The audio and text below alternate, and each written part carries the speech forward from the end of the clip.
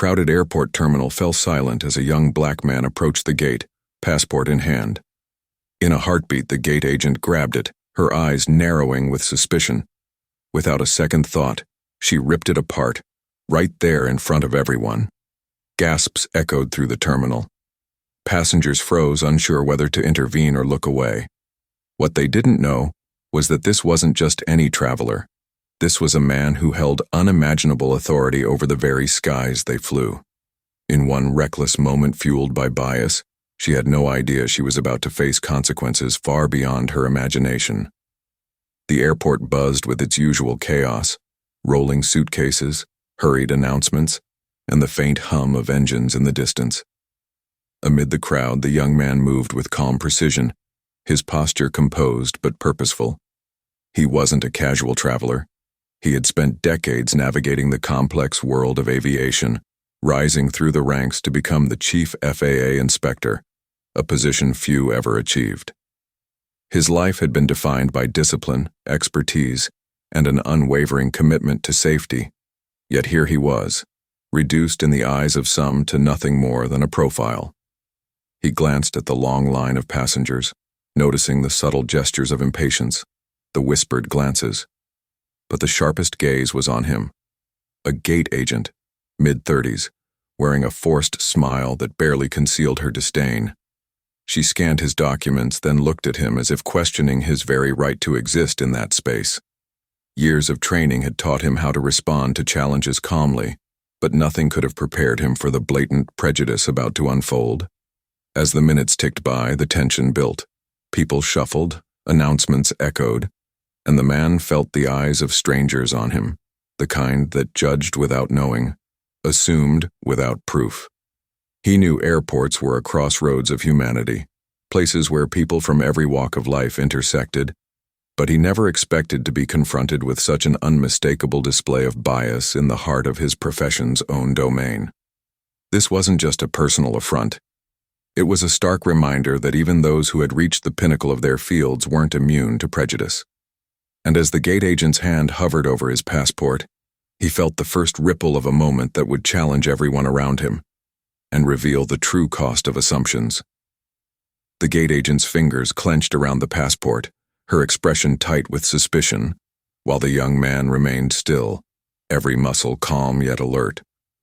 Around them, passengers whispered nervously, some staring openly, others pretending not to notice. Time seemed to stretch, each second amplifying the weight of what was about to happen. The man's credentials, years of experience and authority meant nothing to her in that moment. Only the color of his skin dictated her actions. Without warning, she tore the passport, the edges curling as they fell onto the polished floor.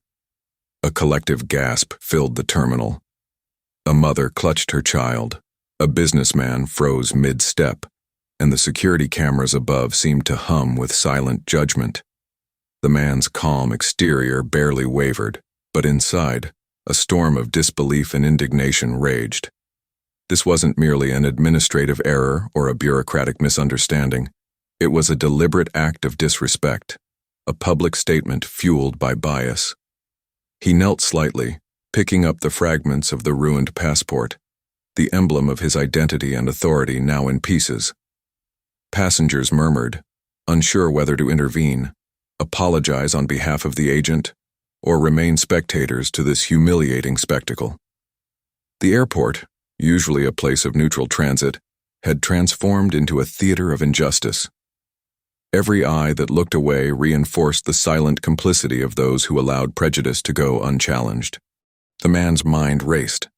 As the chief FAA inspector, he held the power to oversee safety, security, and operations nationwide.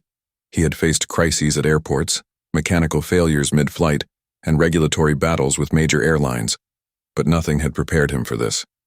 He recognized the precariousness of the moment. React too forcefully, and it could escalate. Hesitate too long, and it could be seen as weakness. Every instinct screamed for measured action, for a resolution that upheld both dignity and authority. Meanwhile, the gate agent, unaware of the magnitude of the man's position, began fumbling with her phone, likely to report the incident to her supervisor. Pride and fear mixed in her eyes, unknowing that the consequences of her actions would soon transcend any workplace reprimand. Around them, murmurs grew louder, some passengers filming, others whispering about the sheer audacity of the act. The terminal's atmosphere thickened with tension. Airline staff cautiously approached, unsure whether to intervene or defer to authority. The man stood tall, fragments of his passport clutched in one hand, his mind calculating the next steps. This was no longer a personal affront.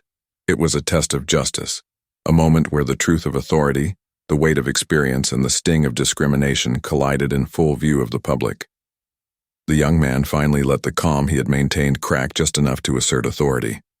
Every passenger, every staff member, every whispering voice froze as he raised his hand, signaling that the moment had shifted. The gate agent's face drained of color, her confidence evaporating as realization dawned. This was no ordinary traveler she had humiliated. He held the torn fragments of his passport firmly, each piece a symbol of not just his identity, but of years of dedication, vigilance, and hard-earned authority. In that moment, the entire terminal seemed to shrink around them, the bustling noise fading into a tense silence. The gate agent's eyes darted nervously, searching for an excuse, a justification, any way to escape the weight of her actions. But there was none. He calmly stated that he was the chief FAA inspector, responsible for overseeing the safety and operations of every commercial flight across the nation. The words landed like thunder, reverberating through the terminal.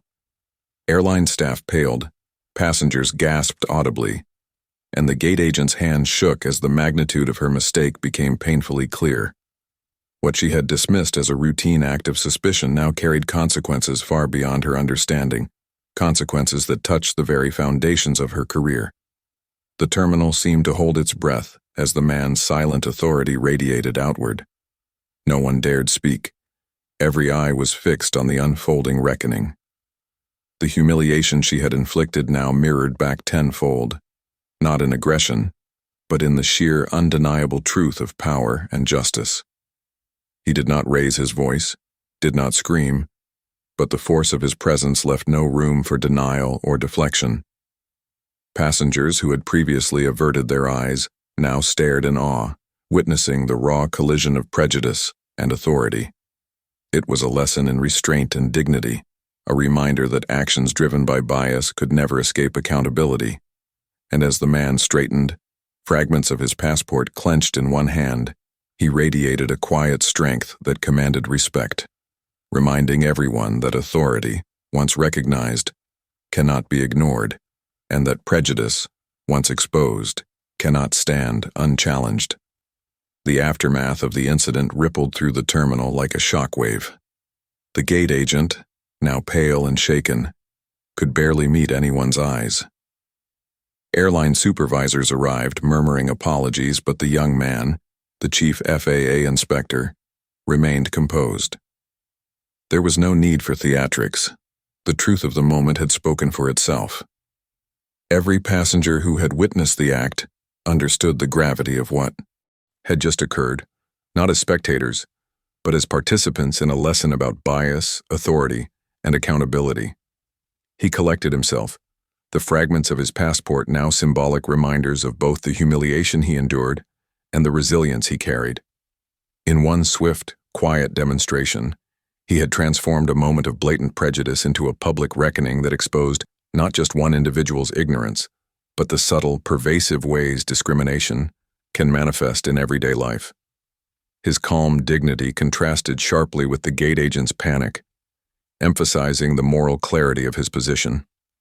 As the terminal returned to its usual rhythm, conversations lingered. Passengers whispered about the encounter, some reflecting on their own assumptions, others questioning the biases they had witnessed. It was a moment that extended far beyond the walls of the airport. It was a reminder that even in spaces where authority and professionalism are assumed, humanity and respect cannot be taken for granted. The man walked away, passport fragments safely tucked, his presence leaving an indelible impression on everyone around. He had not only defended his own dignity, but had set a precedent for how injustice, when confronted with calm confidence, cannot survive scrutiny.